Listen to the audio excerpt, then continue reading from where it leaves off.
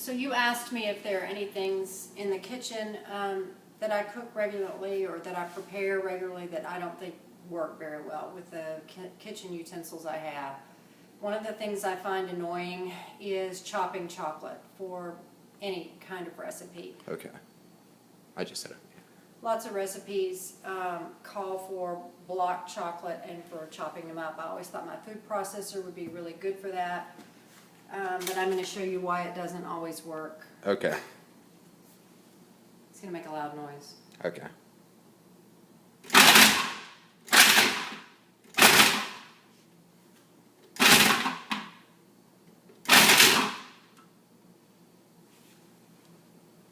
I don't know if you can see well, but see how a whole bunch of the chocolate are little tiny powdery pieces? And sometimes even more annoying than that, chocolate is the exact texture to get stuck on one of those blades. Like see that one right there is stuck on one of those blades. Can it hurt the machinery at all? I don't think, I've never had it hurt the machinery, but you can see you end up with these big blocks of chocolate and then actually like powdered pieces down there. That's not what you want. You want ragged pieces, but fairly uniform pieces. So it just doesn't work very well in a food processor. So, you know, I can hear you saying, Mom, why so lazy? Just get it out and chop it. But that doesn't actually work very well either. Chocolate is, you can like look down in there how the pieces are just, some of them are way too small to use, and some of them Or too large? are still way too large. Now, with the food processor, you're supposed to break them up a little bit to start, but I had squares. The whole point is to make this easier. You would say, well, why not just chop it? Well, chopping chocolate is really not very easy either. As you can see, it makes these tiny little things that splatter all around the and then this is about the size I want for my recipe. So it's just really hard. I actually have a question. Okay. What would you say the optimal size for what you would want? Well, this is not a bad size right here. But it also comes with like the ton of like Right, after. like Okay. maybe that.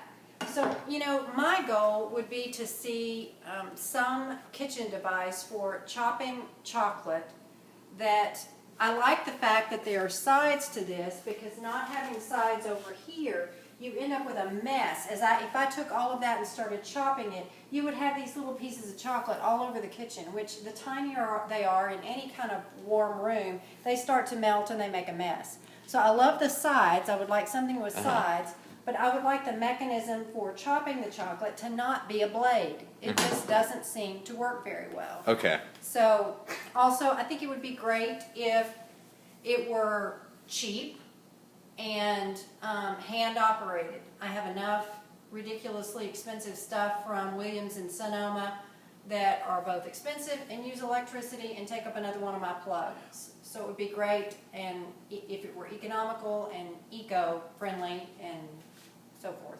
What do you think would be an optimal price range for this product?